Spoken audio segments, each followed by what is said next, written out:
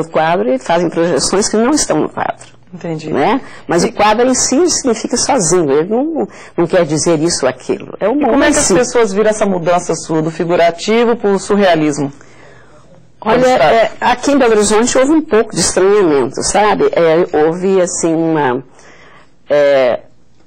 alguns aceitaram muito bem, outros acharam, eu tinha colegas que eu admirava muito que falavam que isso era um acidente controlado, outros falaram que era efeito, que era macete, que eu saísse desse caminho e tal, isso.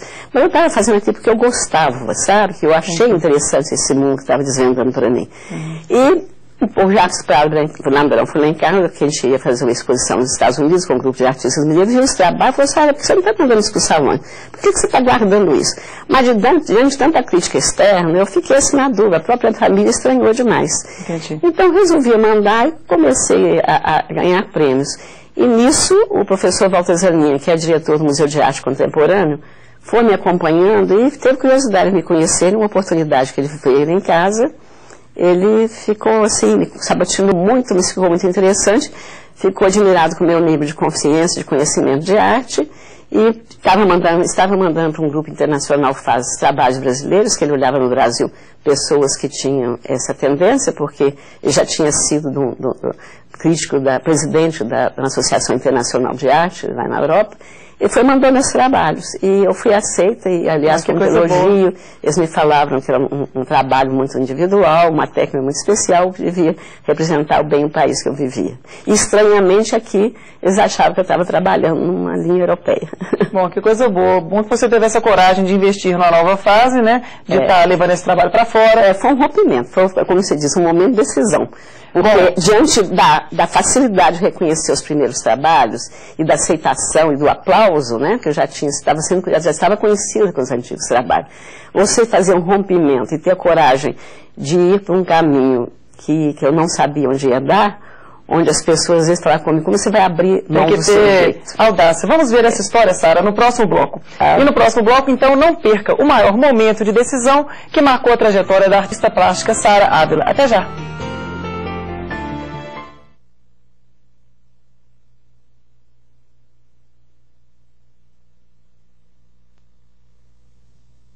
Estamos de volta com o programa Momento de Decisão, que hoje conta a trajetória de sucesso de uma das mais conhecidas artistas plásticas de Minas, Sara Ávila. E chegou a hora de sabermos qual foi o momento de decisão mais importante da carreira de quase 50 anos dedicados à arte.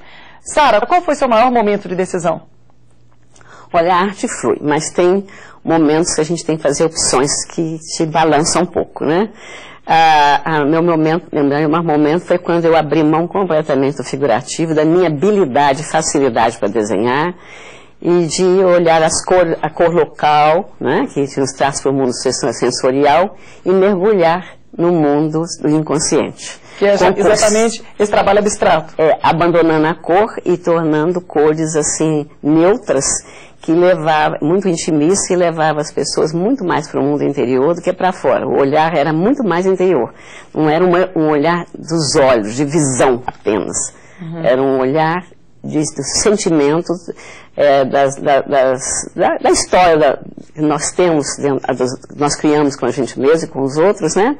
E o inconsciente coletivo. E como é que você descobriu esse caminho? Alguém te influenciou? Na época eu tinha feito yoga, estava lendo muito sobre cultura oriental, estava lendo muito Jung, e fui descobrindo um outro lado. E quando eu percebi mesmo que o inconsciente é muito mais importante que o consciente, que nós trabalhamos com muito pouco do nosso potencial, estava uma época que todo mundo você participar na criação do quadro, e a pessoa tocava, na Bienal dos anos 60, tinha objetos científicos até muito interessantes, em que o espectador brincava com o trabalho e tudo. Eu parti para esse lado. Eu, de repente, vi que o meu trabalho era um diálogo E que você tinha né? que mudar, né? Você percebeu assim, essa então eu comecei a fazer assim, quando eu fazia paisagem, não era uma paisagem, era um campo para a pessoa se encontrar, era um campo e era interessante porque cada pessoa via coisas completamente diferentes. E a verdade é que até um admirador seu uma vez te parou e falou: Sara, o que aconteceu? Cadê as figuras que você pintava, tão coloridas, tão bonitas? Era um colecionador, ele sempre comprava diferentes trabalhos meus e se espantou quando viu a exposição.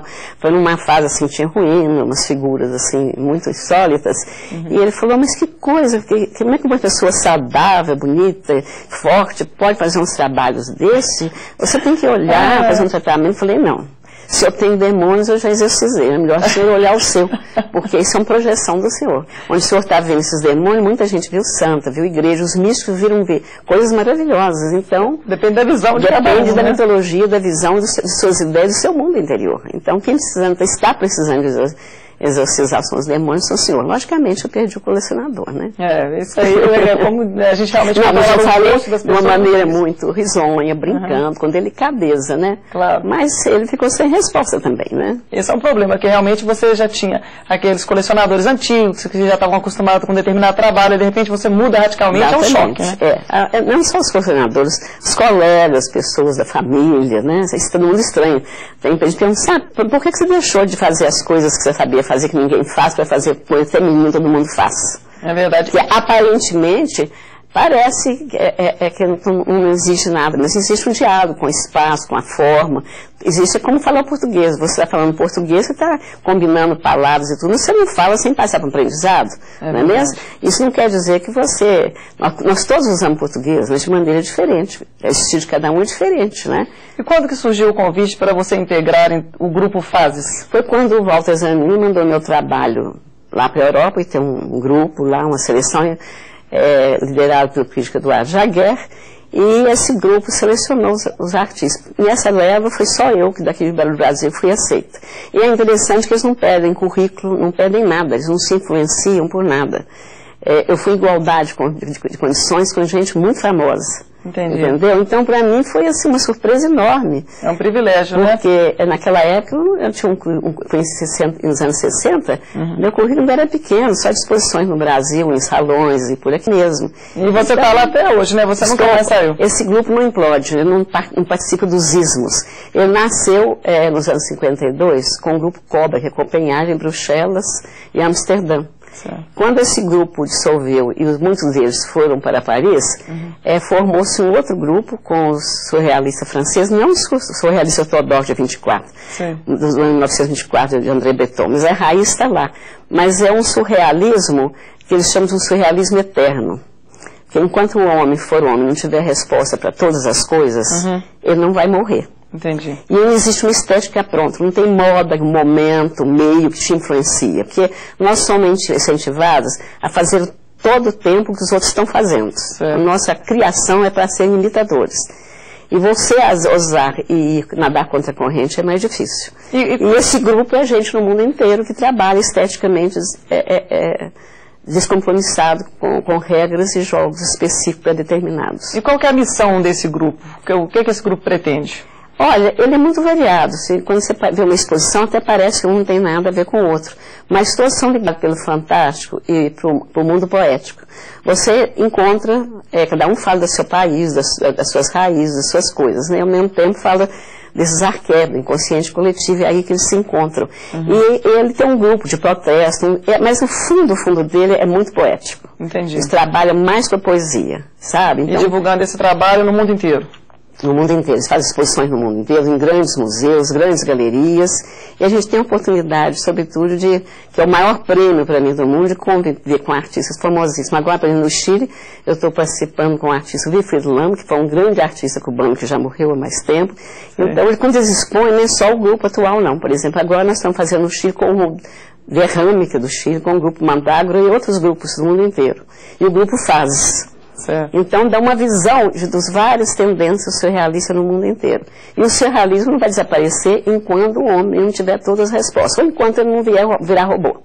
E durante toda a sua carreira, Sara, quantas exposições você já fez? Assim, coletivas são inúmeras, não dá. Agora, eu não tenho muitas individuais demais, não, sabe? Eu sou muito preguiçosa para individual, sabe? Vamos ver, então, o passo a passo do momento de decisão que marcou a trajetória da carreira da artista plástica Sara Ávila. O maior momento de decisão da artista plástica Sara Ávila aconteceu em meados da década de 60, quando ela trocou o estilo figurado pelo abstrato. A mudança foi provocada pela influência de teóricos da psicologia. A decisão foi arriscada, pois Sara já havia conquistado credibilidade no mercado de artes com um trabalho mais popular. Destaque para retratos e figuras. A própria artista explica a mudança dizendo que abriu mais espaço em sua obra para a imaginação. A mudança de estilo gerou polêmica e Sara Ávila chegou a ser discriminada pelo mercado mineiro.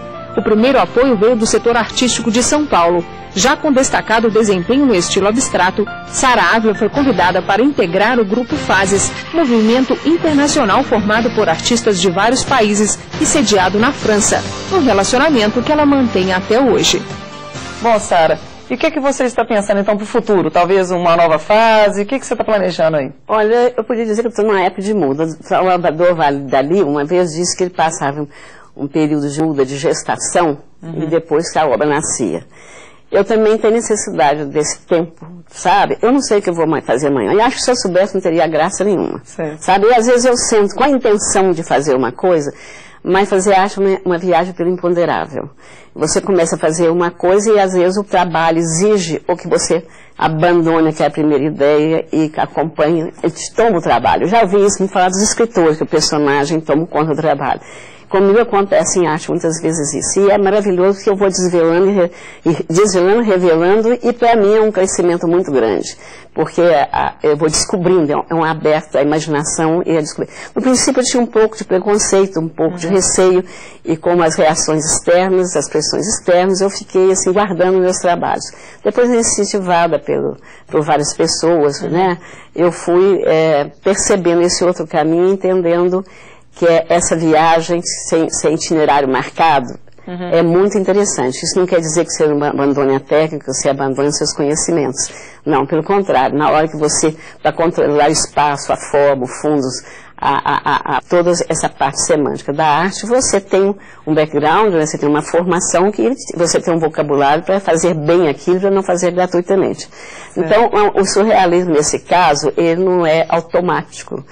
Uma reação automatizada, porque ele não é monótono, permite esse crescimento contínuo. E ele ao mesmo tempo exige, no meu caso, por exemplo, exige um conhecimento a priori, uma estética a priori, que exige um certo comportamento de uma iniciação à arte, uma iniciação de quem vai ver nos trabalhos. E bate às vezes em pessoas populares sem condicionamentos grandes, porque eu sei que vários artistas populares, um deles que foi uma exposição, assim, olha, na minha terra tem umas coisas assim, eu vou fazer arte. E realmente ele começou a fazer trabalhos com raízes que realmente eram bem orgânicos, bem interessantes. Bom, e para encerrar, o que você gostaria de deixar, uma mensagem para o nosso telespectador, para quem acredita na arte, para quem está começando a carreira artística?